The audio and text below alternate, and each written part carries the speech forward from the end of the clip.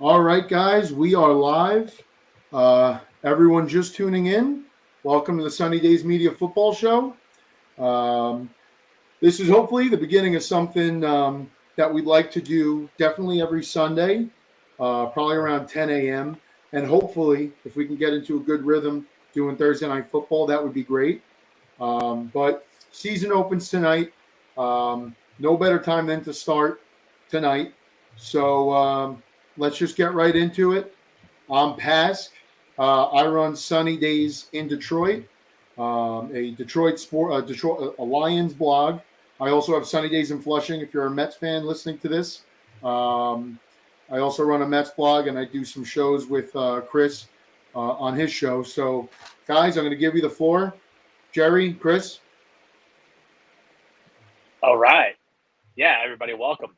We're very excited to be here. I'm Jerry. Much like past, I operate and run the Sunny Days media brand. You could find me under Sunny Days on Broadway, which is still kind of up and coming. We're workshopping it. My main, realm of possibility or realm of work can be, nope, other side. That guy right there under the Rangers banner. During the Rangers season, if you followed us last year, you noticed all my blogs throughout the playoffs and the end of the season. And now going into football season, I'll be covering the Jets. The Broadway thing is kind of a nomenclature to cover all generalized New York sports. Not really going to talk about the Mets. I'm going to leave that to Pass because he's a diehard ticket holder. Um, but yeah, I'll be covering the Jets, the Rangers, maybe the Knicks, maybe the Yankees if I'm feeling a little frisky. And we're happy to have you, and hopefully we'll deliver to you some great content here, and we can have a great season. Yeah, I guess I'll go ahead and take it next. CP with CP New York Sports, doing a lot of stuff. I know Matt. We did some stuff with Amish Country Mets fan Nelson, Mets post games, just a bunch of Mets content during this disappointing season. Now delving into the NFL season, Giants fan, Giants new Giants pod just dropped today with my boy Aaron on the Feeling Blue pod. Going to be covering the Knicks and Rangers as well, moving forward with those seasons fastly approaching as well. So do it all New York sports. Appreciate that. Check out the X or Twitter, whatever you call it, at CPNY Sports. Subscribe to the YouTube as well, CPNY Sports. I appreciate you. Thank you, Matt, for hosting this. It's hopefully going to have a great show moving forward. I'm looking to looking forward to contributing any way I can, and whenever you need me, just hit me up. Yes, sir. Yes, sir. So there you go. That's our intro. We're going to really focus most of what we talk about tonight on tonight's game between Detroit and the Chiefs in Kansas City. Quick weather report: 78 degrees at kickoff, very low humidity, 6 miles per hour wind. So pretty much weather's not a factor tonight for these guys. Should be good throwing conditions, although I don't think there's going to be a lot of throwing. I think there's going to be a lot of running, and I'll kind of elaborate on that. Strong disagree. Strong disagree. Okay, good. Injury report is pretty much what we've been hearing all week. For the Lions, it's going to be Emmanuel Mosley, cornerback, hasn't really played in the preseason yet. And that's it from Detroit. Now, as for Kansas City, Travis Kelce hyperextended a knee, which was later reported as a bone bruise, and he's now listed as out, literally as of, I think, 5-10 minutes ago. That's big. That's really big for both sides. So we'll get into that. Was it confirmed a bone bruise? I haven't heard that yet. I was curious. Yeah, that's what Schefter. That's what Schefter had. So if Schefter said it, it's going to be legit. Yeah. Yeah. Especially if a guy blew his fingers off, right? So, additions and subtractions. I mean, I'm not going to go into all of it. Basically, one key addition, one key subtraction from each team. What I noticed with Kansas City, Orlando Brown signed with Cincinnati, the tackle. They then brought in Jawan Taylor. Jawan Taylor's pretty good. 76.7% pass blocking grade as per PFF last year. And he's got like a 5.6% pressure rate. So tough getting through a guy like that. They also brought in Jerick McKinnon, which if you're a fantasy guy, that's a big PPR type running back, especially with Mahomes back there. And as I said, their main loss, I would say Orlando Brown, but just recently replaced. For the Lions, they had a crazy offseason, so I could mention a lot of guys. I guess because we're in Kansas City and we're playing the Chiefs and Mahomes, I would say probably their biggest addition is C.J. Gardner-Johnson. Absolute stud from Philly, helped get them to the Super Bowl last year against Kansas City. Had some issues on his way out, and that's what led to bring him into Detroit. So that's probably our biggest addition. I mean, for a team that was literally ranked last in defense last year, they need all the help they can get. And they really did so. A lot of other names on here: Jack Campbell, Brian Branch, and probably their biggest loss is Jamal Williams, 17 touchdowns last year on the ground. But they replaced him right away with David Montgomery and Jahmyr Gibbs, who we believe is really going to be used as a pass catching back. So I would say, I hate to say addition by subtraction, because 17 touchdowns is a lot. I don't know that Gibbs replaces that, but I think what Gibbs brings to the passing game and, of course, the rushing game is far outweighs Jamal Williams and what he did last year. Not a knock on him, but Jahmyr is younger. He's more talented, and that's what I have on that. Okay, we're going to get into strengths and weaknesses of both teams and kind of how they match up against each other. So we'll go in reverse here. Chris, I'm going to go to you first. Biggest strength, biggest weakness of both teams. How do they match up against one another? Yeah, appreciate that. I don't know if you know this too, but you got some comments here in the comment section on the right-hand side. You can display those. We got some comments rolling in, some viewers in here, so that's cool to see. But yeah, in terms of the strengths and weaknesses, I know we were talking about it before. The Lions secondary last year was, to me, a little bit of a question mark. And I think, like you said, C.J. Gardner-Johnson, Brian Branch do address that sort of, need for the Lions and to, address those weaknesses in the secondary. But, we're talking about a Thursday night football matchup, prime time, opening night. You're going against Pat Mahomes. So I think that even though Travis Kelce's out, we all know Pat Mahomes is definitely capable of winning this game with whoever he's got, whether he has to include Jerick McKinnon more in the passing game, whether a guy like Kadarius Toney steps up, Sky Moore, whoever. So I'm really looking at the, I guess, secondary receiving options, right, for the Kansas City Chiefs going up against this new outlook, new defined Lions secondary. I want to see how Brian Branch plays. I want to see how CJ Gardner-Johnson changes the game from last season with the Detroit Lions. And I think that's a lot of similarities here. We talk about two teams. Obviously, I have my Giants in the background. Our secondary is a little bit revamped, a little bit young, a little bit hungry. So I think that we can relate a lot to the Detroit Lions in that aspect. So I really want to see how this line secondary holds up, and that's what I'm going to be watching for against the cream of the crop, the best quarterback in the league, Pat Mahomes. And yeah, I mean, I think going off that, like, as far as the Chiefs, their biggest strength is exactly what Chris just said in Patrick Mahomes. Patrick Mahomes is he's just one of a kind. And I say this every year. It's a goddamn pleasure to watch that man play football. And it's great because it's not like Tom Brady, coming from the AFC East, where Tom Brady ruined my life for nearly 20 years. Like, getting to watch him and not have it be a direct factor to my team's well-being, it's great. And I can enjoy it. I think that's awesome. As far as weaknesses goes for the Chiefs, though, I think them, coming off the Super Bowl win, that's 4 years, and it's not necessarily a weakness. It depends on how it goes. It can be a weakness. It could also be a strength. So it's still coming in really stacked. I don't really think they made too many changes as far as roster goes. We're just about seeing everybody who's been there before, and everyone going into the season. It happened the last time they won too, where everyone was just like, "Oh, they're gonna be hungover. They're gonna be hungover." No, they're not. No, they're not. They're the goddamn Kansas City Chiefs. Everyone writes off Pat Mahomes, and speaking from a strictly fantasy football point right here, he's still the guy, and he's always going to be the guy. And I'm sorry to tell you this, but I think he's going to go out there and torch your newly found secondary. And as far as other weaknesses in Kansas City go, I think one of the biggest weaknesses we need to talk about is their wide receiver. And when you have a guy like Patrick Mahomes, you look at who they have.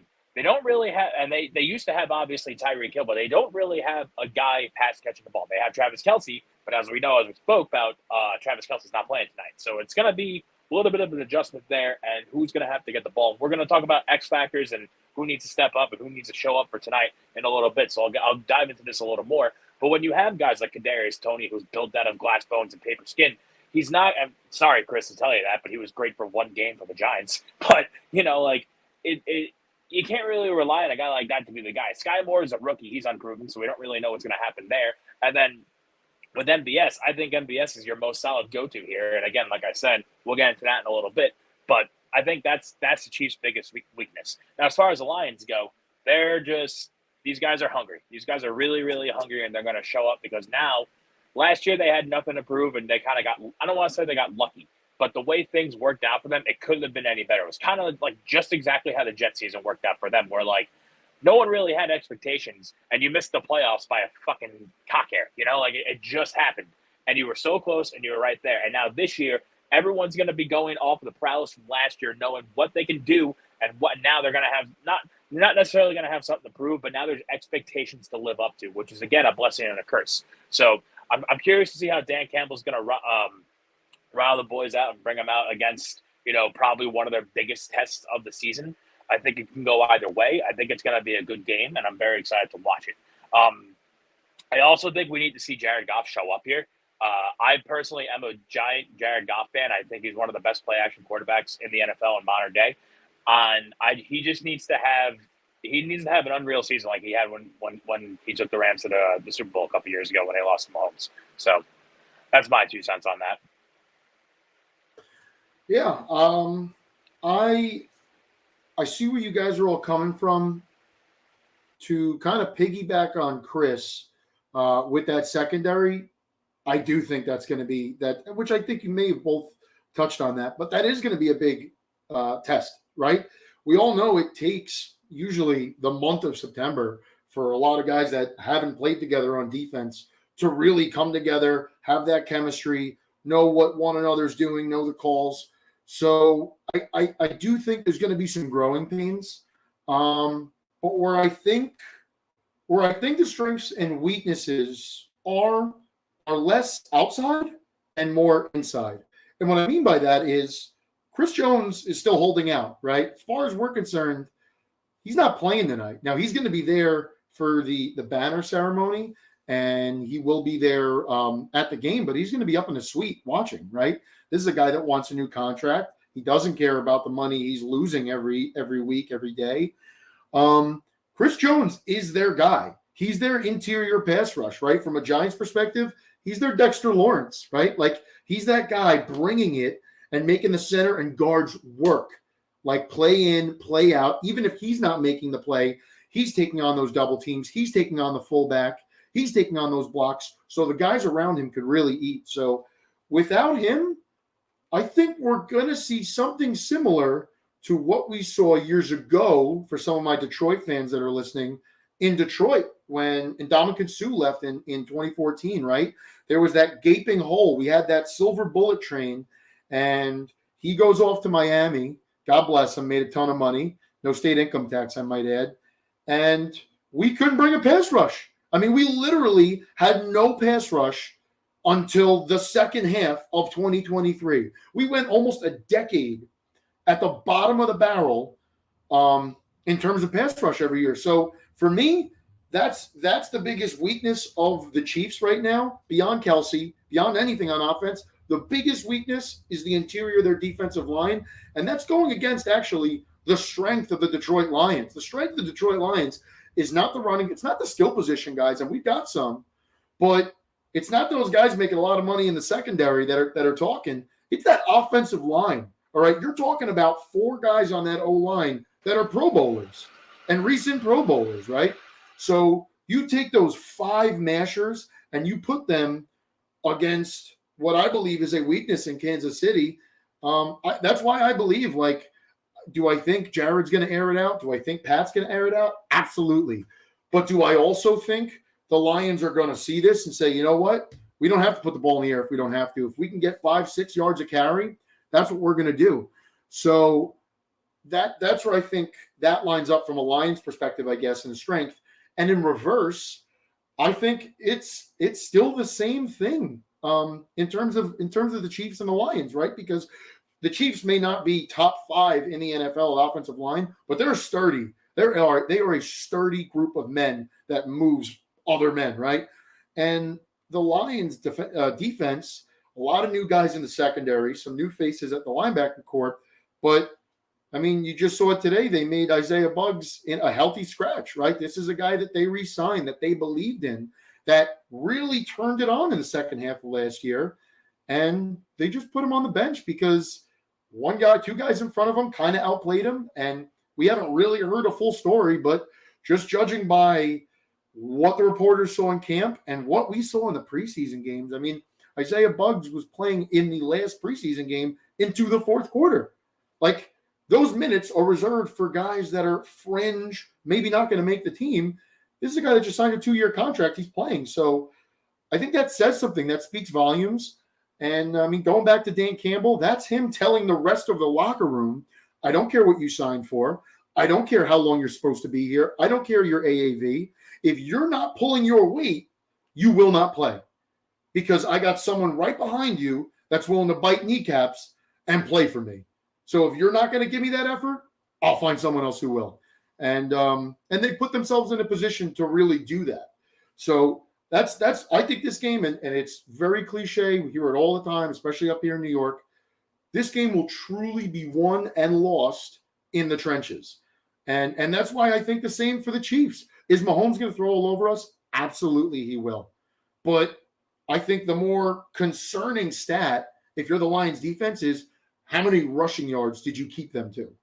Right? Because Mahomes could throw for, I mean, we saw it for you Giants fans saw it for years with Eli. We saw it for years with Matt Stafford, where he would throw for 400 yards and 4 touchdowns, and we would still lose. Why? Because we couldn't stop the run. So ultimately, I think it's going to be won and lost right between the guard to guard gap. That's going to be the ball game right there. And obviously keeping the quarterbacks upright. But that's what I believe. You guys have anything back on that? Well, the good news for you is that the Chiefs don't really have the running game. So without that running game, I mean, they have Isaiah, they have Pacheco, they have Belair, and they have I don't know who the third is, but I know they have a third. And like McKinnon. I just now that the McKinnon, Derek McKinnon, now that they're underutilized, but like they're a very pass first team. So I think if the Lions are gonna sit here and rely on stopping the run, they're gonna leave it wide open for Mahomes to torch the secondary. So, and also while we're at it, Dan Campbell is my goddamn dude. That's my guy. That's a guy I would love to play for. It's a guy I would go to war for. He's a coach.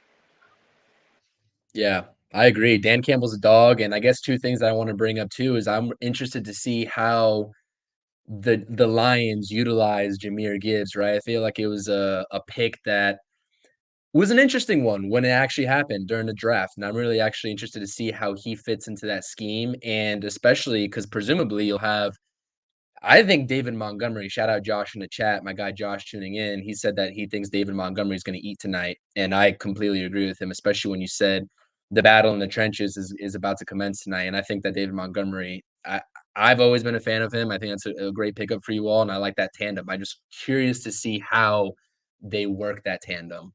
I know, fantasy football owners are kind of eager to see that too. I was hesitant to pick up Jahmyr Gibbs this year. I know we had that discussion, Matt, but I'm actually really curious to see how they go about that tonight. Yeah, I think in terms of just playing the position of running back in its most traditional role, I think early on, like tonight especially, I think you'll probably see a good amount more of David Montgomery. And don't sleep on Craig Reynolds, not as a fantasy type thing, but once we start to talk about gambling odds a little later and anytime scorers, don't sleep on a guy like Craig Reynolds, right? Because that's a guy that you're probably going to get good odds on because he's a third string back, but he is a little bit more of a power guy, I would say. And they do like to go to him in the red zone. So, but yeah, I agree. I think Montgomery does a lot of things. So I guess it's like a jack of all trades, master of none type of thing with Montgomery, where he does a lot of things like really nice, but when, like, I just personally remember when he was in Chicago, like, yes, every running back would torch us every year, so that's not saying much. But there was nothing that I really looked at, and I was like, and this isn't a knock on him because he catches balls real well, he blocks well, but like he's not a guy like if he has a lot of yards tonight, he's going to grind it out. Is basically what I mean. I don't think he's going to break one out. Gibbs, on the other hand, just a quick note on Gibbs. So I'm a Texas guy, right? I'm from New York, but I am a Texas Longhorns fan. I wanted Bijan, right? You put those horns back up, Jerry. I was a Bijan guy, right? Just like everybody else in college football, I was a Bijan guy. And when his pick came up in the draft, that's all I wanted, right? Now salivating, thinking we're going to get him. We end up trading back. We get Gibbs. So after watching his tape, the pass catching's great. The running's great. The kid likes to block. He's physical. All that's great. But what I noticed about Jameer is something that I haven't seen in a running back since I want to say Javid Best. And once again, that's a biased take because I'm a Lions fan, right? But Javid, like Jameer, if you watch him, he has an ability to just like kick it from second gear into fourth at the snap of a finger and just go. Like not a lot of guys have closing speed, right? So you saw that in Jamal Williams. You see that in some of these bigger, heavier guys is that they break the line, but they can only get so far. Eventually a safety, a corner, someone's going to grab a shoelace, or if he's got dreadlocks, they're going to pull him down by that. And that's the end of the play. What's so amazing about Jameer Gibbs is his ability to, I wouldn't even say analyze, but kind of look at his windows and just hit them and go. And that's what I noticed with him is that he's got closing speed. Like if he makes his way to the third level of the defense, he's gone. Now, that's a big if, right? You got to get past the D-line and the linebackers, but that's my personal belief. I believe if he's even 2-on-1 with the secondary tonight, you might see a time where he just hits a little square inch of the field and goes. Because like I said, he's got that ability to stop and start that's so rare. And I'm not saying that makes him the best running back in the NFL. I'm not saying that makes him top 5 or the best fantasy pick. Just from a strictly film perspective, like that's what I was most amazed by watching him. So definitely look out for that. We have anything else on strengths and weaknesses before we kind of move on?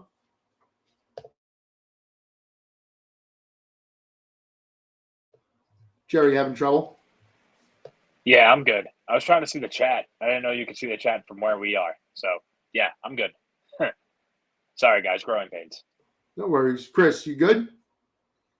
Oh yeah, I'm just peeping the chat too. A lot of good stuff, a lot of fantasy prop talk here too. So I know we're gonna get into that. We've been saving that. So yeah, no, I think that's all good on strengths and weaknesses. I guess my only question to you as a Lions fan is how would you have liked to see, and obviously this is hindsight now, what was your thought process when they decided to let Jamal Williams walk and then they signed David Montgomery? What was the thought process there as a Lions fan?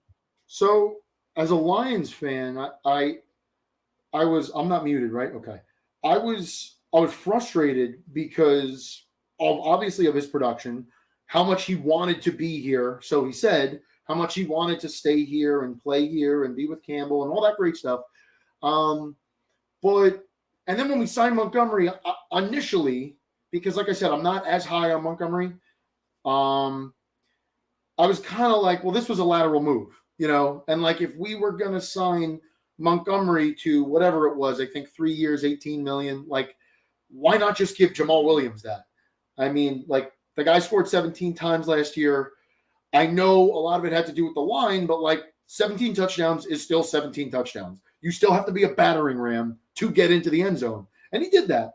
But then once I kind of heard the story, I was like, yeah, all right, I would have done the same thing. Essentially, the Lions front office gave him a deadline, called him on that deadline.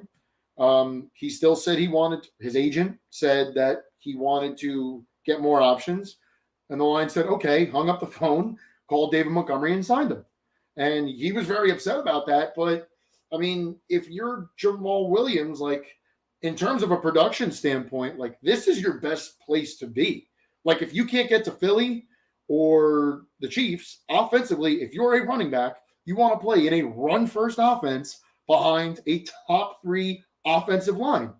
You know, when you have Taylor Decker and Penei Sewell at both edges here and Jonah Jackson and Frank Ragnow just literally, I mean, if you watch some of his runs last year, like you could literally drive a golf cart through some of those holes, right? So like if you're a running back, this is where you want to be, I believe. I mean, you want to be here. You want to be even a team like the Giants. They're very run heavy. They're very run first. Those are the places you want to be. So it is what it is. Good, you know. God bless him. He got his money. So I hope he does well. But I hope Montgomery's better. I think it's going to be something you're going to miss. I think Jamal Williams was kind of low-key the unsung hero of the Lions' success last year. And I also think that he's going to be a goddamn tank down in New Orleans. And New Orleans is going to be a sleeper team to look out for this year. That being said, so Montgomery has had his past issues with injuries and whatnot in Chicago. Does that scare you at all? Or do you think what happened with his time in Chicago was kind of just like the result of incompetency surrounding the Bears, or like you obviously sound like you think he's going to shine here. I don't disagree, because when Montgomery was playing well and healthy, we saw him playing well and healthy. He had that one run, I think 2 years ago, for like 95 yards or whatever it was. I forgot what game who that was against, but still, he's a solid running back. But you know, is there any fear in the air for options? Do you think your depth's going to be able to cover that? In terms of depth, I mean, we're going into the season with 3 running backs, which surprised me a little. I thought we'd carry a 4th. I mean, anyone at the running back position, it's a concern. I think I guess the way I would word it is it's a concern, but I'm a little more concerned that guys like Amon-Ra St. Brown stay on the field. Jamal Williams, not Jamal Williams, I'm sorry, Jamison Williams. Those are guys I'm a little more concerned with staying on the field. Like Montgomery, I hope he can stay on the field, and maybe he's a really big difference maker, and I'm selling low on him in a way. And I you know, if I am, I'm sorry. I'm not as concerned because I think the guy behind him is better. He just needs time to get adjusted to the NFL and this offense, right? But like Montgomery's not the end all be all.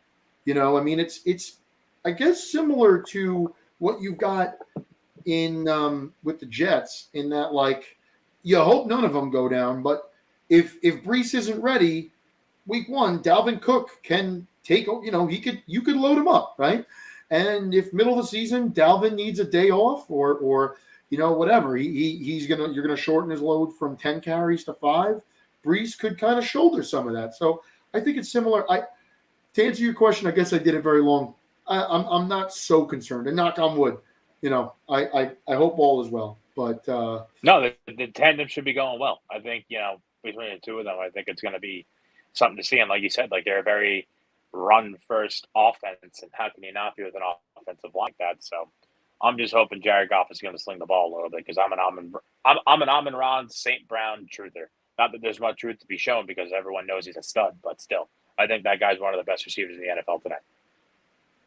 So now this leads me, because we've been very Lions heavy, and a lot of that's my fault. I'm wearing the Honolulu blue.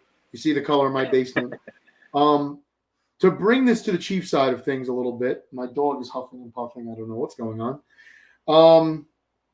From the Chiefs' perspective, Kelsey's out, right? We know that. It's been established.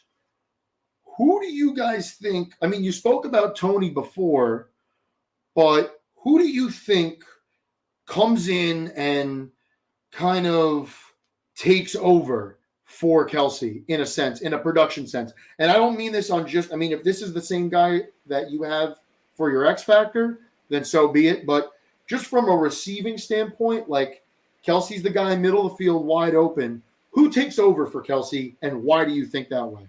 Jerry, you're already unmuted. I think I'm ready to go. I think it's a no-brainer. I think the answer to this question is MVS. I think it's Marquez Valdez-Scantling. And I think that's because he's been there. He hasn't been there the longest, but as far as, you know, that receiving core goes, he's the one who has worked the most with Pat Mahomes compared to everybody else there. And I believe Tony was there last year towards the end of the season. He won the Super Bowl with them, but he was present, but didn't really do too much. MVS was kind of always Mahomes' sneaky guy behind Travis Kelsey. And now with Kelsey out and the Chiefs being as pass heavy as they're going to be, he's going to be looking to MVS a lot more than people think. And looking at things from a fantasy perspective here, I picked up MVS on a number of my team leagues, but whatever. And every single time I got him in like the 13th form. It's ridiculous value that you're able to get this guy at because he's going to be the Chiefs' number one receiver minus Travis Kelsey. So like I think we're gonna see a big game tonight from MVS. I also think now that Isaiah Pacheco is kind of acclimated to the NFL and knows how the game is played and everything like that, I think we're finally going to be able to see him kind of just, hit the ground running, pun intended. But that's Andy Reid dependent to see what their game plan is going to be. Like you said, like the game's going to be one of the trenches, and I think obviously Andy Reid knows that a lot more than I do because he's a goddamn head coach for as long as he has been. But I think hopefully we'll be able to see those two really show up tonight, and I think that's going to be a difference maker on the Chiefs side.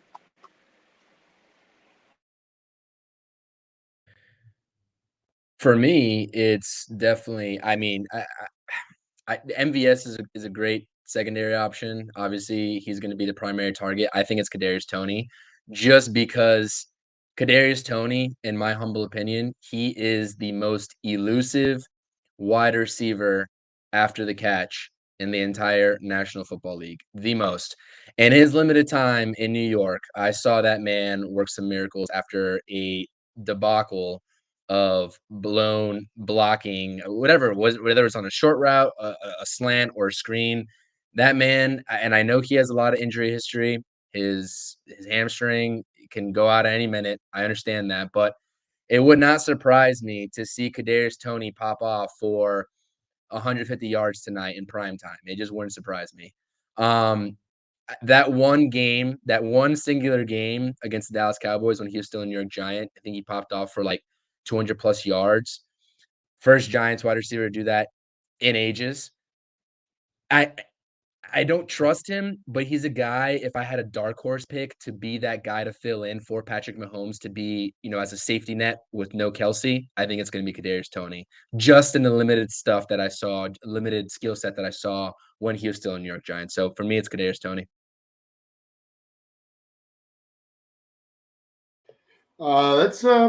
That's definitely interesting. I really didn't even. I was under the impression that Kelsey was going to go out there tonight and at least at a minimum be a decoy. So I didn't really anticipate this. I guess I can't really disagree with either one of you. The only guy I'm familiar with MVS. I mean, he had his years in Green Bay, but it's always so much of like, is this his second? This is his second year in Kansas City, right, Jerry? Yeah. Yeah. All right. So yeah, it's wow. Imagine that, man. Imagine being an NFL wide receiver and the two guys throwing to you is Aaron Rodgers and Pat Mahomes. So, yeah, Doesn't I get guess better than that. yeah. Honestly, either one of those. So Chris, sorry to cut you off, Paz. But Chris, No. quick question for you, just out of curiosity, who was the receiver before Kadarius Toney to do what you said? Was it Odell? I don't know if Odell ever had 200 yards in the game as a Giant. I know he was damn near close. I don't know if it was actually him, but I don't know off the top of my head, but I'm pretty sure it's probably Odell Beckham Jr. if I had to guess. I mean, that would be the obvious answer. But before that, I couldn't even tell you. Victor Cruz never hit that mark. I'll tell you that.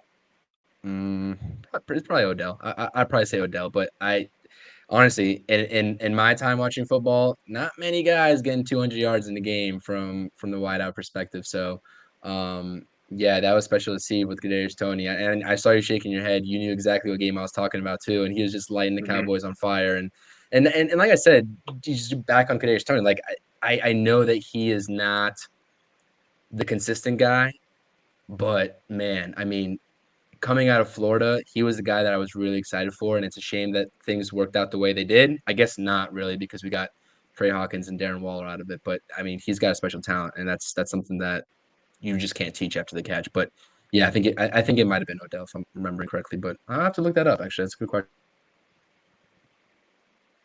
Sounds right. Before we move on to X Factors, my buddy Matthew here, FanDuel game special for St. Brown to go over 25 receiving yards each half. I don't know that when the game ends he'll be the guy with the most receiving yards, but I think this is definitely, if you're on FanDuel, if you're a gambler, I think this is a pretty safe bet. And somebody correct me if I'm wrong. I think this is a promotional. So I think this is one of those, like, I think it's up to $50 and you get your money back if it doesn't hit. I could be wrong. So Matt, if you're still here, definitely sound off in the chat if I'm wrong about that. We got a couple other good ones here. I guess I'm going to correct you really quick. Yeah. Stay away from FanDuel boosts and specials. That's my word of advice for everybody who's tuning in tonight. FanDuel boosts and specials always fucking lose. At least for me, in my past experiences, whether it's like the McAfee 3 pick or this, that, and the other thing. If it's on, if they're promoting it and they're pushing it and they're doing this, it's gonna miss by a yard. Like, it's just gonna miss, and you're gonna be infuriated, and it's just not gonna work. And in my past experiences, I've learned from the hard way, stay away from these things. And it's a great bet. Don't get me wrong; it's a wonderful bet. And if you're inclined to take it, take it. They do hit sometimes, but more often than not, in my experiences, I've seen these go bust. I will second that. I got burned on that a couple times last season. I will definitely second that. But yeah, back to that question, Jerry, was Odell Beckham, 222 yards, 10 receptions against Baltimore. Just fact check myself there. But yeah, no, those I thought those so. those specials are brutal. They're brutal. I got burned last year, and it's like they'll dangle it right in front of you because they seem like a surefire bet. There's no way this can't hit. You'll put a little bit, an extra unit or two on it just because you're like, there's just no way this is free money. And guess what? FanDuel sends it in and they take your money right from you. So You know where else they get you? Speaking of this, speaking of FanDuel, although FanDuel, if you would like to sponsor us, we would love to talk about how great your app is. No, in all seriousness, where they also get you is like those quarterback rushing yard boosted odds, picks, right? Where it's like it'll be something absurd, like for example, like we're talking Lions here, right? So Jared Goff, it'll be like, who's not a running quarterback, obviously. It'll be like Jared Goff over 16 and a half yards or something. And you're like, or whatever, even less, maybe like 12 and a half yards. You're like, oh, easy money, And you'll see him get really close to it in like the third or the fourth quarter when he's got like an 8-yard run or whatever. And then end of the game, he gets sacked, or actually sacks don't count. I don't think it's a kneel, right? So do sacks count? They are minus. Are they minus rushing? Or no, I think it's like when you try to leave the pocket. Then it's a – Jerry, going to correct me? The scramble. Yeah, no, I don't know for sure. It sounds like it would make sense because it is technically – I mean, I guess with the sacks, you're going back to pass, so probably not. But if you're trying to scramble and you go back negative, I believe that would probably recount those yards. Yeah. But kneeling definitely does. I know you're right on that. Yeah, exactly. And that's where it always happens. So I always thought that's funny. I never really touched those. But anyway, we'll move on to one guy on each team outside of the quarterback that we think needs to be an X factor tonight to win the game. So, Chris, we'll open up with you. Who do you think on the Chiefs? Who do you think on the Lions? Who's got to be the X factor? Who's got to be the game breaker? Lions, I'm going to go Aiden Hutchinson. I think that it starts with him for that defense. I mean, dominant rookie campaign. I'm going to go Aiden Hutchinson and then for the Lions, and then I don't want to go Kadarius Toney again for the Chiefs. I'll go Jerick McKinnon as my secondary, getting involved in the passing game. He was he was on fire towards the end of last season. And I like his over on yardage too when we get into the prop bets here in a second. But I'm gonna go Jerick McKinnon for the Chiefs and Aiden Hutchinson on the defensive side for the Lions.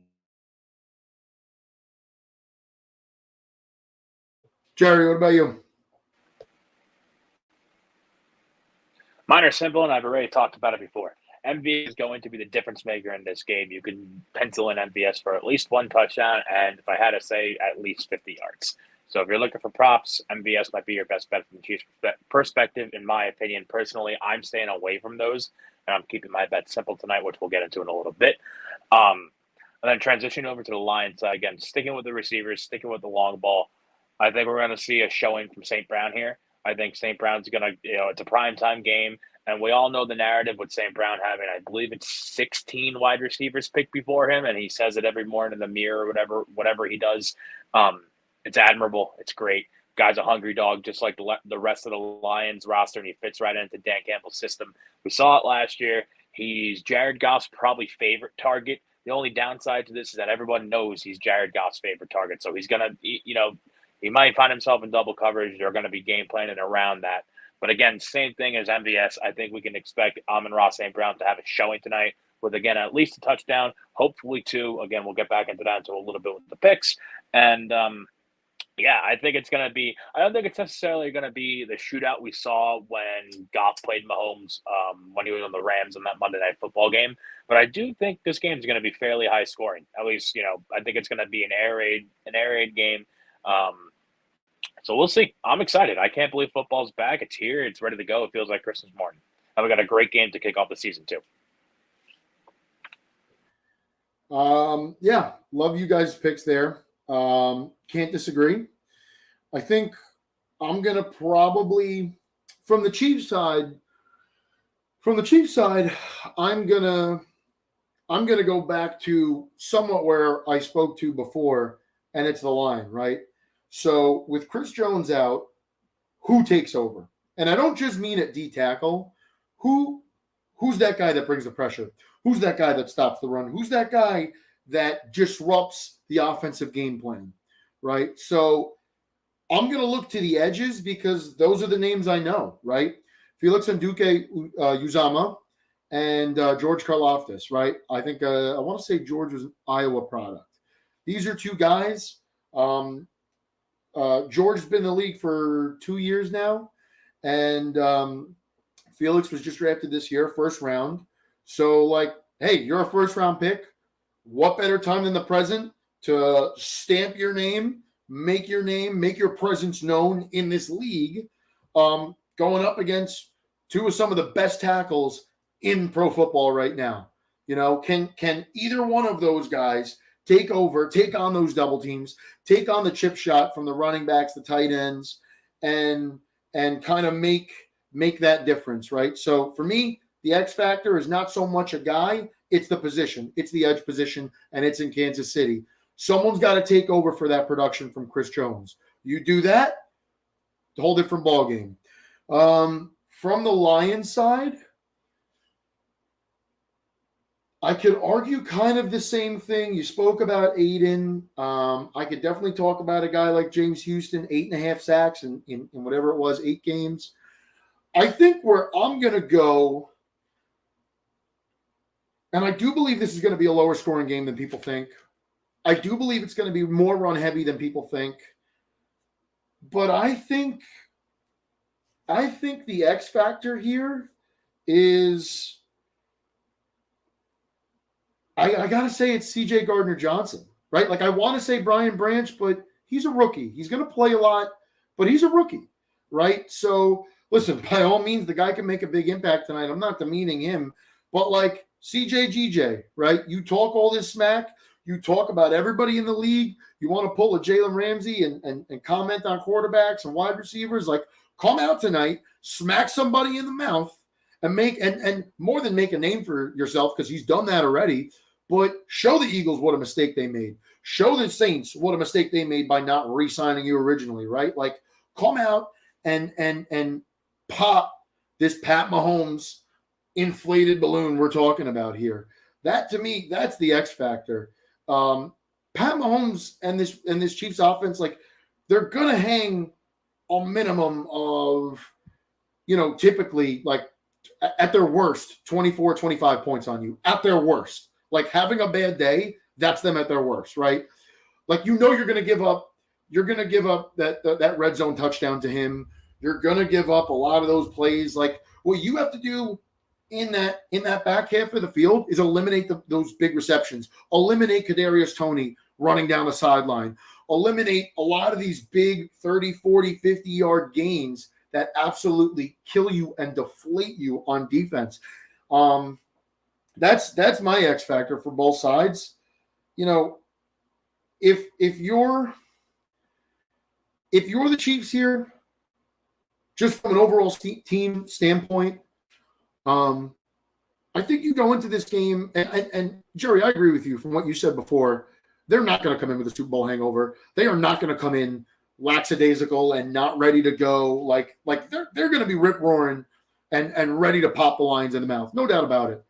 So I think if you're the Chiefs, you come out, and even with Kelsey gone, you play your game, right? You expose the Lions' interior defensive line. You try to run the ball, and you allow Pat to do what he does best on the biggest stage of the week, right?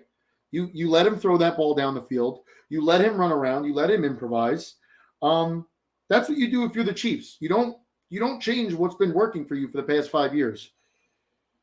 If you're the Lions, I think what Campbell's got to really hammer into his guys is, first and foremost, at the coin toss, if you win the toss, don't defer, don't receive, elect to kick the ball.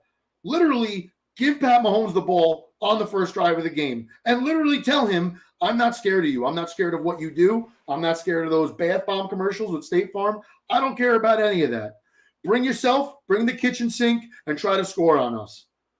And if you do, we're going to get back up and we're going to punch you in the mouth. Like, that's how they have to attack this game. If the Lions could, forget turn the ball over, if the Lions defense tonight can make 3 stops one way or the other, and I'm not talking field goals, like get them to punt 3 times, the Lions offense could find a way. The Lions offense have the firepower to keep up with Kansas City, right? You're talking about the number 1 deep offense and the number 3 offense last year. And I know that that's last year, but it's a lot of same names. So if you could just get them to make a mistake here and there, and like I said, don't just go for don't try to turn the ball over. If the Lions could get 3 stops tonight, 4 would be gravy. They could win this game. That's my personal belief. So I don't know if you guys have a comment on that.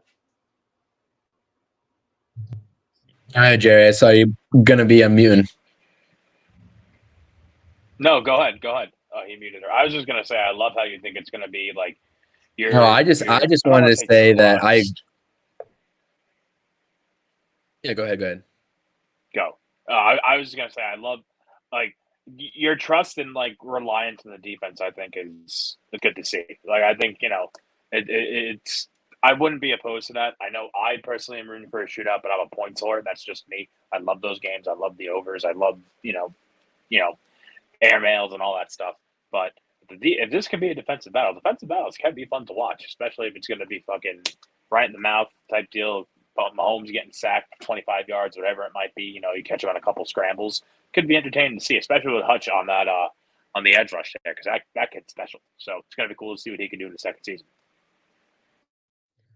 Yeah, and I was just going to agree with you, Jerry, that I think that's going to be a shootout too. I know you guys have 2 different opposing viewpoints here, shootout versus the defensive ball game that Matt's talking about, but I think it's going to be a shootout as well. And I was very close to picking CJ Gardner-Johnson as my X factor as well, but I had to go Aiden at the last second. So I love that X factor from you as well, Matt. But yeah, I'm excited. I think that a lot of people are still, I don't know what it is. Like, I don't know. I don't think the league's ready, or I don't think the league's given the Lions the credit they deserve, because what I saw out of that team, and Jerry mentioned it earlier in this stream, that they had about 0 expectations going in, right? And they just absolutely balled out. And obviously they missed their mark with the playoffs and how that ended up with the whole NFC North situation. I think it was the last game of the season that decided it. I think it was that Seattle game last year that decided it, if I'm not mistaken. But yeah, it's a team that I am definitely not sleeping on, because they definitely made sure to kick the Giants' asses last season. And I was just like, listen, I respect what Dan Campbell's doing over there. I mean, a guy that's come into this Detroit Detroit organization that was in limbo for so long, the fire that he possesses. I saw his opening press conference. I was like, all right, I'm behind this guy 100%. If anyone's going to turn this Lions organization around, it's him. And to go off that, I guess he has like 3 quintuple big coffees from 7-Eleven every morning. So, he's ready to go on those sidelines. So yeah, man, I respect, I just want to say I respect exactly what the Lions are doing. And I think it's been a long time coming that Detroit Lions fans such as yourself had a team that they can definitely back, especially going into primetime opening night. I can't remember the last time Lions were the opening night of an NFL football season. I think Dan Campbell epitomizes everything that the Detroit, not just the Lions, but the city of Detroit stands for. If you think back to last year's Hard Knocks, where it was a very, Ford factory heavy, blue collar heavy, we're going to work, we're bringing our lunch pail type deal. I think that's everything Dan Campbell brings to the table and brings to the organization. And like Chris was saying, it's great to have a dude like that, steering the ship. And I think you couldn't ask for a better coach. And I think as of now, things are going to be going great for the team. I got some bad news for you coming up in a little bit. But that being said, I think it's going to be a great season for the Lions. I really do. All right. All right. So we went through the X's and O's. We broke down a lot of what we had here. I know we were a little Lions heavy. I'm sorry. Once again, probably my fault. I'm very excited. It's week 1. We're opening the season. So we'll go into our bets. So I want both of you guys to kind of go through what you've wagered tonight. Doesn't have to be amounts, units, whatever. Just talk about your wagers and what's your lock? What do you believe is, because we all sprinkle on things that could happen, or anytime touchdown score, things like that, or maybe that is your lock. But what do you have on paper, and what's your lock? What do you firmly believe in?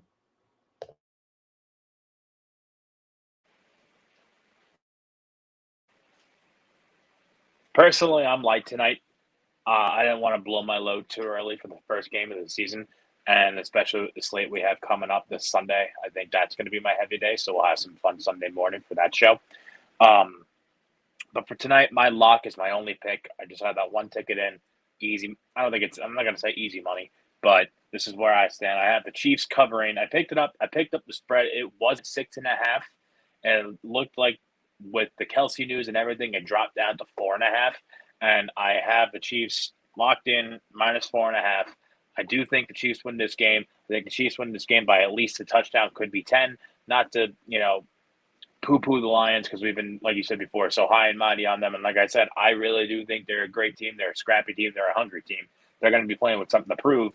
But also, like we've been saying, this is the goddamn Kansas City Chiefs. These are the defending Super Bowl champs. They're not going to be on the hangover, at least in my opinion. I think they're going to come out guns blazing, ready to go. Parlayed with that, and also to my point with my belief in the Lions, I have Goff over 1.5 passing touchdowns. And again, that's why I was so reliant on my wide receiver talk. I think we see Amon-Ra St. Brown get at least, I could see a screen thrown to Montgomery or something along those lines. Maybe he hits somebody else. I don't know. But I think we're going to see Goff here tonight, slinging that ball around like we know he can. And now he finally has the opportunity with a team who's competent enough to handle it.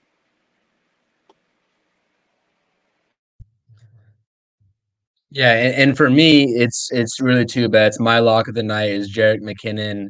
It's just a couple of prop bets. Jerick McKinnon over receiving yards. I think he's in at 26.5 right now, so I'm going over for Jerick McKinnon. And then I guess my little dark horse pick, a little bit extra value. I'm not sure exactly what the plus is at right now, but like Jerry just said, David Montgomery, anytime touchdown score. I really think he gets in first game with a new team. I think that if I had to pick a confident touchdown score out of either team tonight, I think it's going to be David Montgomery. So Jerick McKinnon over on reception yards over 26.5. I'm not sure what minus that's at, but definitely David Montgomery as well as a dark horse for anytime TD. All right. I'm not a big prop bet guy. I'll occasionally mess around with it, but and that's probably maybe it's my downfall that I don't. I'm typically a spread over under kind of guy, old fashioned, keep it simple. I have two bets tonight, and one of them is my lock, and I would like to place a third wager, but I'm a responsible gambler, and I have a mortgage and a dog, as you can't see, but I've got my expenses, so I can't go crazy. I have one unit on the under tonight, believe it or not. I think it's week one. It's Lions Chiefs. Vegas knows that. They want. I mean, look at every advertisement for this game. It's Pat Mahomes or it's Jared Goff. And if you get second players, it was Kelsey and Aiden Hutchinson, right? Everything is centered around the pass game. You, Jerry, Chris, you're off the screen, but you know it too because we've spoken about it. They want to push the over. All these gambling sites, Vegas always wants to push the over. Why? Because who typically bets? I would say men. And where's our mindset? It's always more.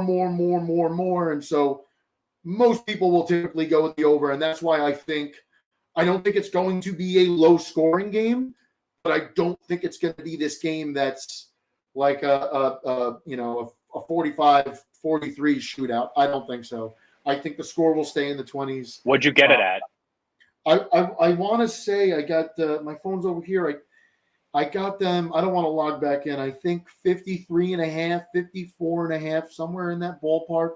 I'm awful at math. I want to say that's like what, 22 points per team, right? That would be Give 54. Yeah, give or take. So, I wouldn't be shocked if this is like a 23-17 game. I really wouldn't be. Either way. Now, I'm a little different with the spread. I'm a sicko, and the odds came out while I was on my honeymoon in Hawaii, and odds came out at +7. I took Lions +7. I took that all day. If this game could go either way, I'm biased. Obviously, I believe the Lions are going to win, but I think +7 was way too much. And you saw that. I mean, I don't think it's just – even before the Kelsey news came out, the line came down to 6.5. Then it came down to 6. And then I want to say it dropped down to 5.5 before the Kelsey news. I could be wrong. I know it was definitely at 6 before the Kelsey news, right? So, like, I don't see these teams as really that much different. I really don't. And listen, maybe I'm wrong. Maybe come tonight, the Lions get their ass kicked in, and we realize we're a lot further than we are. That may be, but I don't think so. I don't think so one bit. So I would want to, going back to being a responsible gambler, I love Lions spread.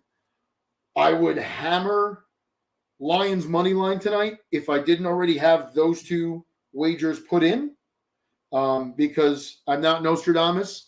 I dig holes for a living. There's a quality chance that I'm wrong, but my lock tonight is Lions spread. I firmly believe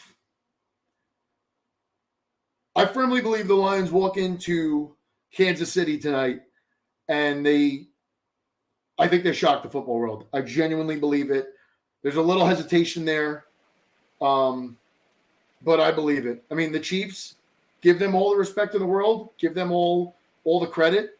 They're the world champs. They're going to hang a banner for a reason. God bless them. But this isn't the same old Lions. These aren't the losers that you watch every Thanksgiving. This is a different group of guys. They're led by a different regime. And I think Detroit comes out real hard tonight, and I think they win. I think they win, and I think regardless it'll be a close game, but I think they win. Stadium. What'd you say, Jerry? They're going to be coming out there tonight. What? Campbellhead Stadium. Campbellhead Stadium. I don't want to get cocky with it, but no, I think they have a legit chance, and I think you can't, and I don't think that they're doing this, but I think I guess to kind of close on this, and we'll give our closing thoughts. Like if you're a Lions fan, we've waited a really, really, really long time for this, right? Like if there's anyone that deserves to be on this stage with the champs, anyone maybe not named like the Eagles, I do believe it's us, right? If you look at that Kansas City schedule, yeah, I do believe we should be on this stage, right? Because I think we've earned it. I think we've shown that we can have an explosive offense. I think the part of the field that's really got to prove themselves is the defense, no doubt. But like, if you're a Lions fan, enjoy this. Like, you don't have to live in this like fear and nervousness. And I hope I don't think they're going to lose tonight. But even if they lose, there's 16 other games. Like, be happy. Be happy that there's expectations because that's where you want to be. You want to be striving to get to the top of the mountain. You want to be the team that other people are looking at saying, how do we beat them? How do we play them? So, like, if you're a Lions fan, sit down on the couch, enjoy this fucking game, and get ready to see a shift in the power of the NFL. That's my belief. So,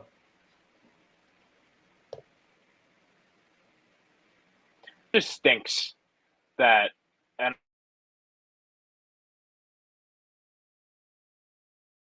I'm in this like early, and like these. So like all sky is falling. You don't take that back to the bank and say, "Fuck it up, the season's over, it's done." Jerry, I'm you not guys, hearing you here, guys Jerry. are playing the Super. Yeah, start at the beginning. You cut in and out. Oh, that's not good. Yeah. Is it better now? Good. What I was saying is you're getting tested early, and it's the same thing as the Jets here. We're coming out with both really promising teams, perhaps promising we've been in last year, and there was a lot of hype. Not a lot of hype, but there was hope. And I can't say the same for the Jets, but you're coming into the season high and hopeful, ready to go. But you're playing the defending Super Bowl champs. You're getting tested. Really, you said before, there's 16 other games to happen. That a loss tonight doesn't mean you have to scream the sky falling and go back to the bank and say we got to blow it all up. It's over. It's done. Fire Campbell. That's not what happens if you lose tonight. As long as you can come out respectable, which I will think they do. I think this is going to be a good game. I think it's a win, a moral win, if you will. I understand participation trophies, all that jazz, but like, there's got to be something to hang on at the end of the night tonight, win or lose. And that's kind of how I feel going into Monday night as well as a Jet fan, because we're playing the Bills. That's going to be one of the hardest games on the schedule that we have this year. And, if we lose, okay, fine. But how did we look? Did we look competent? Is there promise? Is there hope? What's going on? And if we don't, 16 other games to figure this shit out. And I think we're in for a treat tonight. And I said it before, I'll say it again. I'm so happy football's back. It's not football weather just yet, but football's back, and I can't wait to watch the NFL. So excited. Yeah, I mean, I completely agree with what Jerry just said. Not only that football's back, but that this is basically a win-win situation for the Detroit Lions, getting that exposure opening night. A team that really hasn't had this kind of buzz surrounding them. I mean, I forgot who the reporter was on NFL Network, but one of them even had you guys as their Super Bowl team from the NFC. So you guys are getting slowly but surely more notice, and I don't think that it was a coincidence that the NFL made all three primetime games this week with teams that really are expected to be better, than what they were last season and take that step forward. You look at you guys tonight, you look at the Giants facing the Cowboys on Sunday Night Football, obviously us coming off of a playoff win in Minnesota, Danny Dimes getting the contract, and then Jerry's Jets, obviously bringing Aaron Rodgers, shoring up some of those wideouts behind Garrett Wilson. You add a guy like Dalvin Cook in tandem with Brees Hall. I mean, this is no random move by the NFL. This is a deliberate move to put them on the schedule. And I think that this is going to be a hell of a week for the NFL, hell of a week for our teams up here that we're supporting and we're talking about. But the Lions for sure tonight, I think it's going to be a good game. I don't know. I'm pretty hesitant I think that more so now with the Kelsey news, I'm a little bit more confident that the Detroit Lions can sort of maybe put this together and rack up a W at Arrowhead. But regardless, I think it's a win-win for them. And I think that really that secondary just needs to prove themselves this year. And I think the Lions can definitely, at the bare minimum, compete for at least an NFC championship appearance this year, because I am high on them just because what I saw last year. Really, the when you got down to the X's and O's of that Giants Lions game, I was thoroughly impressed with both sides of the ball from you all. I know it's a sloppy game, it's a rainy game, but I mean, you guys just handled yourselves under Dan Campbell in a manner that I've never seen, the Lions handle themselves like in a long time. So definitely a lot of positives to go off of, and it's going to be a hell of a season. So I can't wait for it, and appreciate you, like I said, having me on here again. Means a lot, and great conversation. Guys, just give one more plug to what you're doing, and then we'll close this out. Yeah, I guess I'll go ahead here. And like I said, CP New York Sports, CPNY Sports on YouTube. Navigate over there, subscribe if you'd like. Covering all New York sports teams, Giants, Rangers, Knicks. I am a Mets fan, unfortunately, but I do cover them a lot as well, probably about equally as I do the New York Giants. I know Matt's been on a couple of my post-game shows with the Mets, but all that good stuff on Instagram and Twitter at CPNY Sports as well. Appreciate that. Like I said, hopefully coming on here again with you all is a great conversation, and maybe we can make this happen a little bit more during the weekdays if you want to do something for Thursday. Schedule's all good to go. So appreciate it, Jerry.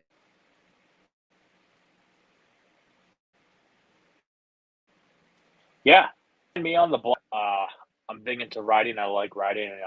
Blog just about everything. I blog Jets. I blog about the Rangers. I'll blog about movies I've seen, concerts, whatever really is on my mind. From the disorder of thinking people give a shit what I have to say, which is why we have this show.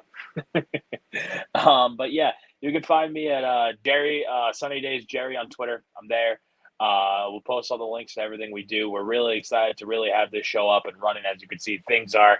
Thank you for Pask and Chris for setting this up. Things are pretty legit. This is the most legit talk show I've ever been on, and I'm really excited to be a part of it. I think we're gonna really make something good for this coming season. As we saw tonight, we have a small following. That's just the beginning, and we're really excited. And we hope we were able to deliver a great product, guys. Thanks for tuning in. We appreciate it. Take it easy.